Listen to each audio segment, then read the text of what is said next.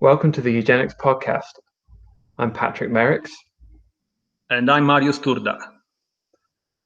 Good afternoon, Marius. How are you doing? Good afternoon, Patrick. I'm very well, thank you. Yourself? Brilliant, thanks. I'm all fired up to talk about eugenics on our podcast. So everything, the stars have aligned. Things are looking good. So our topic this week is Galton Falls, UCL, that's University College London, and its eugenic past. So this is based around some events that have been happening this year, really developing over the last few months and sort of culminating very recently. So it's about University College London accepting, acknowledging its relationship with the eugenics movement at the beginning of the 20th century, and now the renaming of certain buildings after key figures in the eugenics movement, which were Francis Galton and Karl Pearson. So do you have any introductory remarks, Marius? It is, I think, very important to revisit the eugenic legacies of certain public institutions, and universities are so central to our public culture.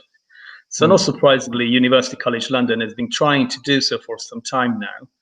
They finally succeeded in renaming lecture theatres, which were named after important eugenicists such as Francis Galton and Karl Pearson. So the big debate to be had now is, I suppose, how much public awareness is of that academic move towards rewriting the past and embracing the eugenic legacies of the early 20th century. And I hope the public will contribute and come together with academics to engage in this wide debate on the history of eugenics. So to help contribute to this, we're taking a brief look at the history behind this. So what relationship did Galton and Pearson have with University College London? So let's start by looking at Francis Galton, the figure. So he's widely known in historical sort of circles as the founder of modern eugenics. But as we can see from a brief Google search, he had many vocations, and eugenics is just one of them along the list. So that's quite interesting, Marius. What do you think about him? Is he just a statistician, or is he more than that? It's interesting that the first thing they put up there is statistician. I would have thought anthropologist would be probably closer to what he really was. But ultimately, of course, as we know, he was the founder and the person who promoted most forcefully the eugenic ideal, as he called it. So he was indeed a person coming from a tradition of English scientists who were very, very good at many things. And he was an explorer and a psychologist and a sociologist. And he did contribute to statistics as well. But ultimately, he should be remembered for his contribution to eugenics. And I think the correct description of Francis Galton there should have been eugenicist rather than statistician. And then the other proclivities.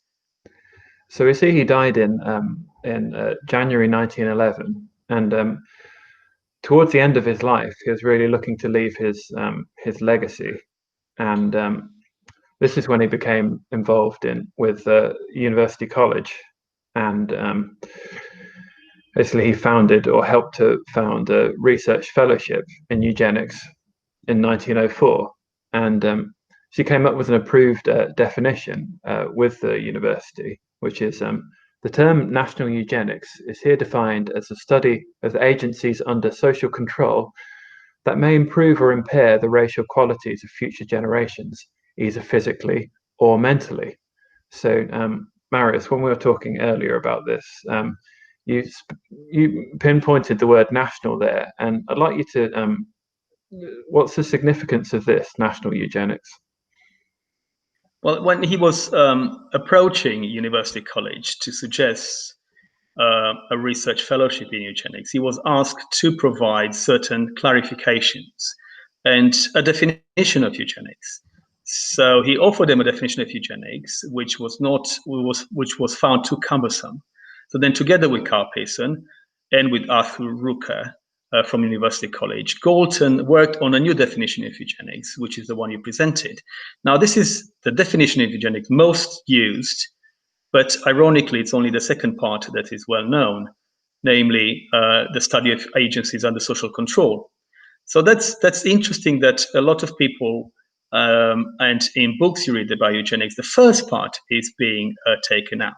Whilst Karl Pearson is very keen to emphasize that if someone talks about national eugenics, this is how the term national eugenics was used for the first time in this context, in relationship to University College when they were trying to set up a research fellowship. And it's also important because we emphasize so much the broad character of eugenics, and national is the word that Galton explicitly wanted to be introduced as part of the attributes of the fellowship. And this is what the fellow needed to look at, namely national eugenics. Well, I'm glad you mentioned the fellow, because now we move on to Edgar Schuster, who was the first holder of the Galton Research Fellowship at the University of London. Very significant figure to Karl Pearson, certainly, who later stated that this funding, this £1,500 for 3 years, furtherance of the study of eugenics, this was solidifying eugenics as an academic study. Like any other subject we might study at university, eugenics, Galton hoped, and Pearson hoped, and Schuster as well, that this would kind of be the start of something great. And we actually have a picture on the right here of Schuster to put it into, well, just as kind of give some illustration to the character. So we have him on the left-hand side there, holding a skull, I believe, and quite a few skulls in the picture. This was some Oxford zoologist friends. So, Marius, what can you tell us about Schuster and his importance? Well, firstly, we should emphasize the element that is always contagious in this conversation, which is the scientific character of eugenics. Galton was very keen, as he negotiated with University College, to emphasize the scientific element of his enterprise, and he wanted to establish eugenics as a field of academic inquiry. So academic life was very important to him. He wanted to give it academic legitimacy. So he approached University College in this way. And then he proposed a research fellowship.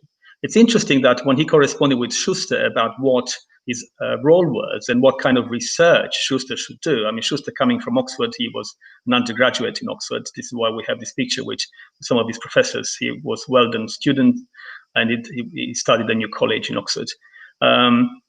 He told Schuster, one of the themes that are important for eugenics is the theme of feeble-mindedness. So to look at feeble-minded people was what Schuster was supposed to do as research fellow. So there's one side of the story. The other one, of course, is the role of Karl Pearson. And when Galton died in 1911, as you mentioned, they created a golden chair in the golden chair in eugenics, and that went to Karl Pearson. Thank you for that introduction to Karl Pearson, who's the next figure that we discuss, and one of the names in this UCL debate from this year. So here we have the link between British eugenic theory and what was originally known as sort of the dark side of eugenics, although most people would call eugenics generally has a dark history now. But so this is the quote for Karl Pearson at his retirement dinner. So as you mentioned, he was a Galton Chair for National Eugenics, and this was him retiring, retirement dinner at UCL itself, 1934.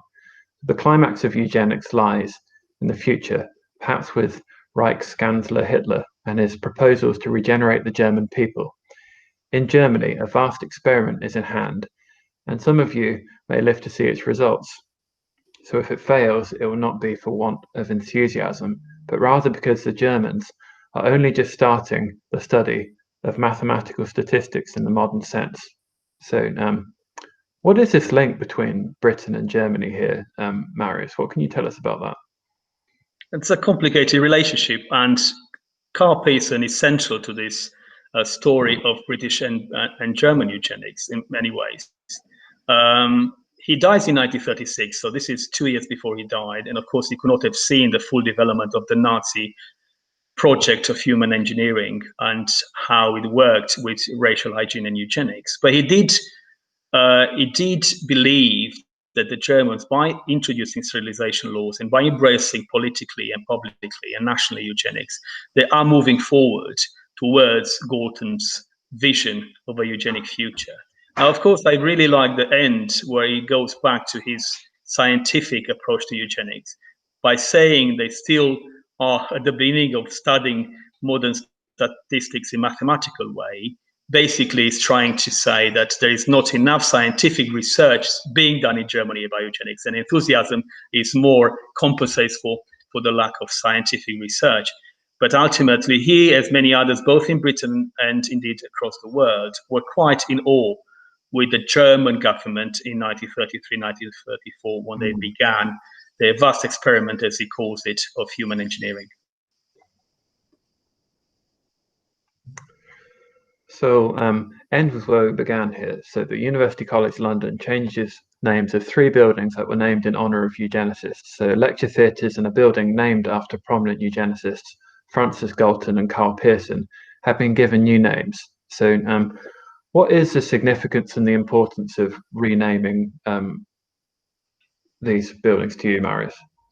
It sends a very positive message, I think. We are at a very crucial moment in our lives when many things are being discussed, debated, and eugenics is part and parcel of that. We could see eugenics and racism creeping up in the public rhetoric, public discourse activities purported by governments or public or private organizations. So we need to engage with this history. We need to welcome public spaces and public institutions who are able to revisit and embrace their eugenic past. This has been a fascinating conversation, Marius, and a very important one too. I want to thank you for joining me, and also thanks to everyone for watching or listening. And we'll see you next time. Thank you, Marius. Thank you, Patrick.